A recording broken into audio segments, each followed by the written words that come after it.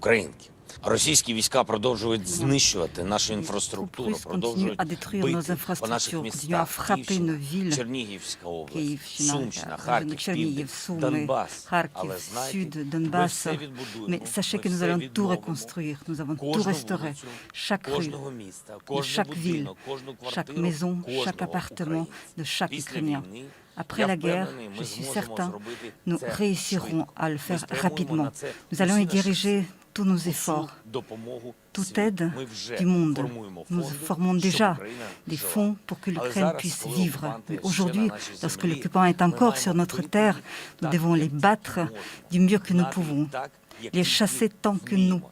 savons le Захищати faire. міста, Nous devons захищати défendre села, nos villes, захищати défendre nos villages, кожного, défendre кожен метр нашої chacun землі de nous, і кожну chaque mètre de частинку notre terre et chaque нашого серця, partie de notre українського серця, cœur ukrainien, de notre âme Допомагайте ukrainienne. одне одному. Aidez-vous les uns les autres, soutenez-vous les uns les autres, Підтримуйте оборону, soutenez la défense, захищайте державу. protégez l'État. Разом точно. Ensemble, nous allons Слава gagner. Україні. Gloire à l'Ukraine.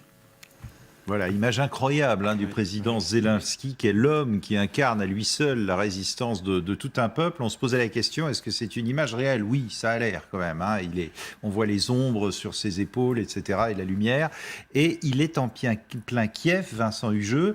Cette image-là, avec les drapeaux ukrainiens derrière qui flottent, c'est de dire, je suis toujours maître dans ma capitale, dans ma ville. Et c'est un grand classique du président aux abois. Alors, je vais évoquer le souvenir de deux personnages moins louables que Zelensky, mais je me souviens par exemple, lorsque je couvrais la guerre de Libye, que Kadhafi s'offrait des sorties alors même que son pays était directement ciblé par des raids aériens ou des tirs de missiles. Ouais. Bon. Même chose, Saddam Hussein 2003, il se trouve que j'étais à Bagdad au moment de sa chute, et peu de temps avant, il s'était aussi offert des sorties. C'est évidemment un message qui est destiné à trois cibles, c'est-à-dire trois publics, l'opinion nationale, évidemment, je suis là parmi vous, je n'ai pas peur, l'adversaire, l'ennemi, et puis l'ensemble de la communauté internationale. Donc il va de soi que c'est beaucoup plus efficace et percutant en termes de communication que quelqu'un qui serait reclus dans son bunker. Souvenez-vous de ce qu'on disait de Joe Biden, pas en situation de guerre, mais à l'époque du Covid, qui envoyait ses messages depuis le sous-sol de sa maison. Bon, ben là, on est vraiment dans une affirmation, un affichage qui est assez conforme à l'héroïsation du personnage Zelensky. Souvent, il y a deux messages. C'est soit on tient bon, tenez bon, donc à destination de son peuple, soit il interpelle ses alliés, comme par exemple lorsqu'il l'a fait avec l'Union européenne, pour dire vous n'en faites pas assez. Logique. Tenez bon, justement, on évoquait tout à l'heure cette sorte de stratégie de la terreur pour casser le moral d'une population civile. Donc ça, c'est effectivement le premier message. Mais en fait, c'est le corollaire de l'autre. C'est-à-dire qu'il faut aussi tenir bon pour montrer à nos alliés dont on estime l'engagement insuffisant qu'on mérite bien davantage que leur détermination affichée jusqu'alors. Alors, l'armée russe a dit d'ailleurs ce matin ne pas exclure de prendre le total contrôle des grandes villes ukrainiennes, y compris Kiev. Voilà ce que l'on lit, d'où la nécessité pour Volodymyr Zelensky aussi de dire pour l'instant, ça ne sont que des paroles, nous tenons Kiev. Et nous protégeons mètre par mètre le pays. Absolument. De toutes les manières, les Russes sont loin d'avoir pris le contrôle de toutes les grandes villes de l'Ukraine. Donc ils sont bien loin de cet objectif affiché. Donc c'est un effet déclaratoire pour peser sur les négociations et pour dire écoutez, nous on maintient notre objectif de guerre qui est un objectif de guerre totale pour conquérir toute l'Ukraine. Donc dans les négociations, voilà ce qu'on met sur la table.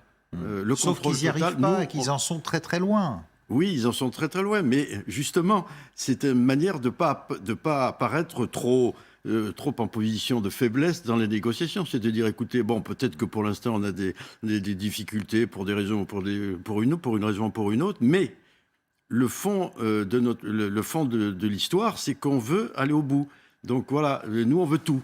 Donc, cette image, elle est terrible pour Poutine quand même, qu'on voit toujours derrière ses drapeaux, etc., d'un homme seul, en vieux sweatshirt kaki dans sa capitale, qui lui dit non, nous on tient. Psychologiquement, c'est important. Oui, c'est formidable. Bon, vous avez dit que c'est vrai que c'était un comportement qui était caractéristique des chefs d'État un peu aux abois.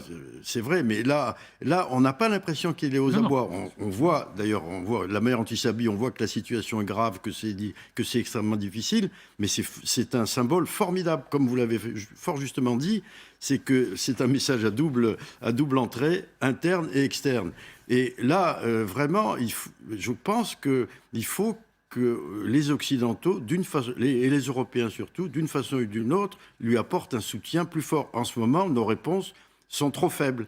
Et donc, voilà, c'est le message qu'il veut faire passer absolument. N'oublions pas quand même qu'avant de devenir un homme d'État forgé par les circonstances, Zelensky est un acteur, un comédien et un metteur en scène. Je regardais ce matin, pour préparer cette session, un documentaire qui a été réalisé au moment de sa campagne électorale.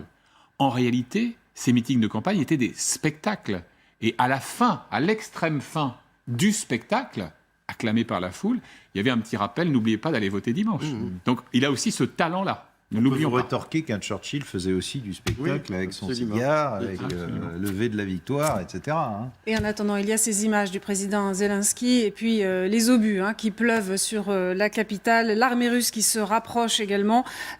Aujourd'hui, les informations, c'est qu'il y a une frappe qui a fait au moins un mort à l'usine d'Antonov, une usine d'aviation. Donc ça, c'est à côté de Kiev. Également, un quartier résidentiel qui a été bombardé, puisque vous voyez là, eh bien, c'est le tir d'une roquette en plein centre de Kiev. Ce sont nos envoyés spéciaux qui nous ont rapporté cette information.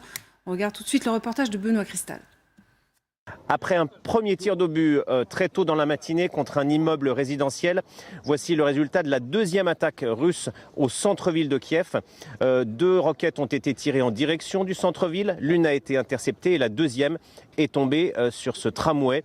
Il y aurait au moins 2 morts et nous attendons un bilan plus récent. 2 morts également dans l'attaque de ce matin. Donc vous le comprenez, l'armée russe met la pression sur la capitale Kiev alors que des négociations sont en cours. Les habitants ici nous disent oui, on se sentait en sécurité à Kiev jusqu'à ce matin, mais nous allons rester parce que nous n'avons nulle part où aller. Général des roquettes en plein centre-ville dans un